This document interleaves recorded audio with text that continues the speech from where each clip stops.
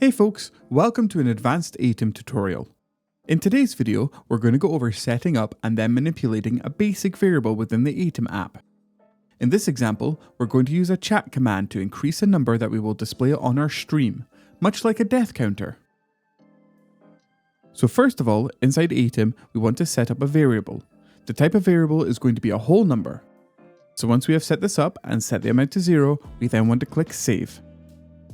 Next, we want to create a new rule. In this rule, we want to select a trigger from Twitch and then the type to be a chat command.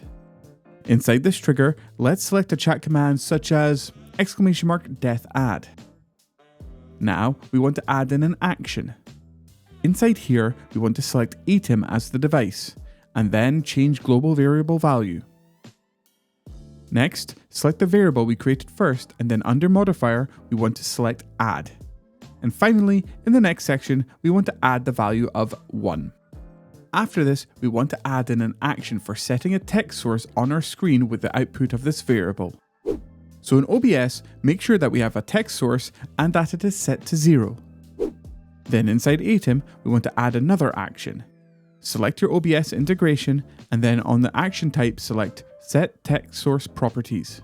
Select the source from OBS, and then in text, click on Variables and select the variable you previously set up.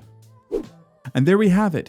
Variables are extremely useful to manipulate for creating counts, set text strings, and in particular, using a string list to store a list of items. You could use this for storing users entering a giveaway and then randomly picking one from Aitum, or for a user to have their question for a show on screen during a Q&A. The only thing that will hold you back is your imagination on the possibilities of using variables.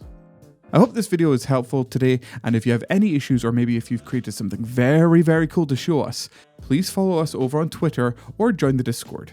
Links to both will be in the description down below.